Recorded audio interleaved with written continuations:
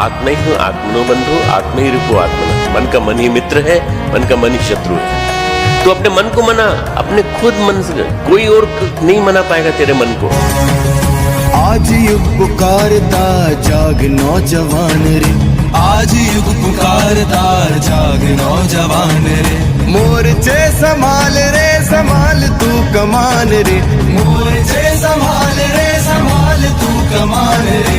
आज युग पुकारता जाग नौजवान रे। अपने अंदर की शक्ति को जानो, तुम्हारे अंदर क्या है।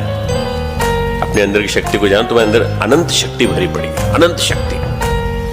आप उस शक्ति को पहचान गए जिस दिन, उस दिन आपके अंदर का महामानव पैदा हो जाएगा और वो महामानव आपसे इतने असंभव काम करा लेगा जिसको आप सोच भी नहीं सकते।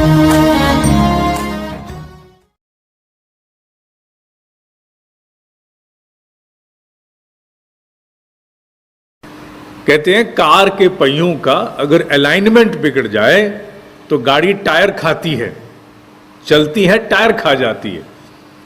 30,000 किलोमीटर चलने वाला टायर प्राय 5-10 हजार किलोमीटर में ही एक तरफ से समाप्त हो जाता है।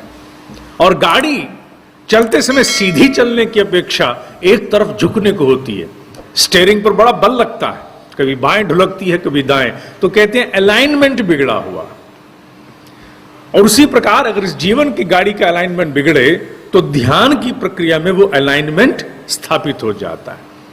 क्योंकि ध्यान में हम अंतर्मुखी होते हैं, आंखें खोल के प्रक्रिया नहीं करते, आंखें बंद करके करते हैं। और आंखें बंद करते ही भीतर का जितना संयंत्र है वो सारा का सारा धीरे धीरे व्यवस्थित होना शुरू हो जाता है।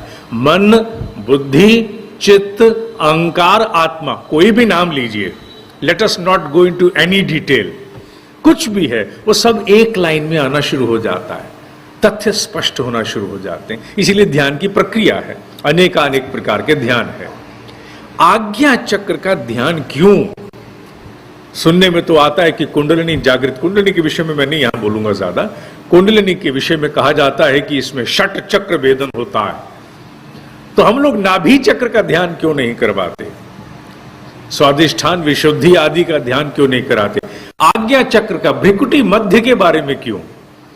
और तिलक भी कम वक्त यहीं लगता है, यहीं तिलक लगाते हैं, यहीं सारी बिंदियां, सारे प्रतीक सब यहीं। वाई? नाभि ने क्या पाप किया, हृदय ने क्या पाप किया, लगाओ वहां पे, क्या दिक्कत है? नहीं, किसी ने कोई पाप नहीं किया। लेकिन आज्ञा चक्र के विषय में कुछ थोड़ा सा उल्लेख विज्ञान का देना जरूरी है। हालांकि जो इसका ज्ञान पक्ष था, मेरा मन था मैं उसको छूने का प्रयास करूं, लेकिन वो फिर बहुत ज्यादा न्यूरोसाइंस हो जाता, इसलिए मैंने जो सोचा था वो आज बोल नहीं रहा, उतना नहीं बोल रहा, थोड़ा सा उल्लेख मात्र। मैं वैज्ञानिकों का मत कहना चाहूंगा, उसके बाद अध्यात्म की बात करेंगे। अध्यात्म तो बहुत विलक्षण है। वैज्ञानिकों के मत अनुसार जहां ये ठीक नाक की हड्डी समाप्त होती है, the root of this nose bone, जड़ यहां से है, ये आगे उग्गर के बाद यहां आई है।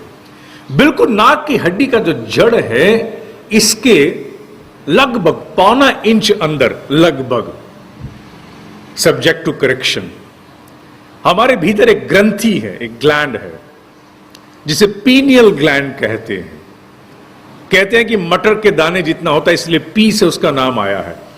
मटर के दाने जितना उसका आकार होता है। और वो मेलाटोनिन नाम से कोई रसों का स्त्राव आदि करता है। ये आज भी बहुत बड़े रहस्यमय पहेली वैज्ञानिकों के लिए बनी हुई है, ये पीनियल ग्लैंड है क्या? लेकिन वैज्ञानिकों की दृष्टि इस पर क्यों कर पड़ी, ये जानना जरूरी है। वो इसलिए पड़ी क्योंकि इस पीनियल ग्लैंड में सबसे बड़ी बात जो है वो क्या है, ये अंदर ग्रंथि होते हुए भी, अब ये समझने की बात है, थर्ड आई की बात हो रही है, तीसरे नेत्र की। हालांकि ये ग्रंथि अंदर है, लेकिन वैज्ञानिकों ने पाया कि इस अंदर होती हुई ग्रंथि में भी एक कोरोना है और रेटिना है। Now this is something very surprising. मतलब ग्रंथि खोपड़ी के अंदर है, लेकिन उसमें रेटिना है। वो सारे के सारे टिश्यूज, सारी जेनेटिक कॉन्स्टिट्यूशन जो एक आंख की होती है, वो बिल्कुल यथावत उसकी है। तो वो देखता किसको है, ये बात का प्रश्न है। दूसरी बात, अंधेरे में वो जागृत हो जाता है, ये वैज्ञानिकों का मानना है। माने जैसे ही अंधेरा होता है, रात को हम सोते हैं, रात को हम सोते हैं या आंखें बंद करते हैं, बात एक ही है। माने आईज व्हेन दे क्लोज, तो उसी समय वो प्रकाश को देखना शुरू कर देता है, अर्थात प्रकाशित होना शुरू हो जाता है।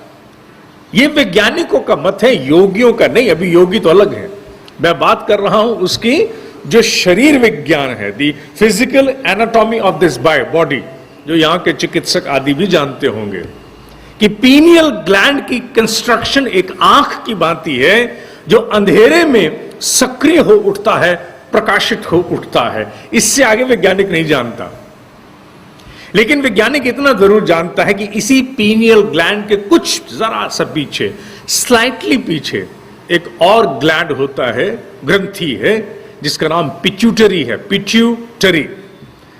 और पीनियल ग्लैंड और पिट्यूटरी दोनों का आपस में बड़ा संबंध है। और पिट्यूटरी ग्लैंड के बारे में वैज्ञानिक काफी कुछ जानते हैं कि वो ऐसे बहुत से रसों का स्त्राव करता है, जैसे डोपामिन, सेरोटोनिन आदि आदि, जिससे मनुष्य रिलैक्स होता है, तंद्रा आती है, इत्यादि इत्यादि, जागृति आती है, बहुत कुछ आता है। उसके बारे में वैज्ञानिक जानते हैं। ये तो विज्ञान की बात हुई जो समझना जरूरी था। हालांकि मैं इसमें उल्लेख बढ़ाना चाहता था, but I don't want to make this discussion as more of neuroscience, वो एक अलग विषय हो जाएगा। इसको यहीं समाप्त करते हैं। अब योगियों की बात करते हैं और भारतीय अध्यात्म की बात करते हैं, इंडियन इथॉस। हमारे यहां पर हमने अपने अध्यात्म को समझा नहीं, ना गणपति की आकृति को समझा, ना दुर्गा को समझा, ना त्रिशूल को समझा, ना पूर्णाहुति के मंत्रों को समझा, ना काल को समझा। बस हमने चित्र देखे और ज्योति जलाई, अगरबत्ती पकड़ी, भगवान को धुआं देना शुरू कर दिया, भूल गए। हमारे यहां एक बहुत बड़ा इष्ट है जिसकी बड़ी पूजा की जाती है, वो इष्ट है अर्धनारीश्वर, जिसमें भगवान शिव का आधा अंग वर्टिकल स्प्लिट है, पूरा पूरा वर्टिकली यहां से काटा हुआ, आधा हिस्सा भगवान शिव, आधा हिस्सा मां पार्वती का है। उसे अर्धनारीश्वर कहते हैं।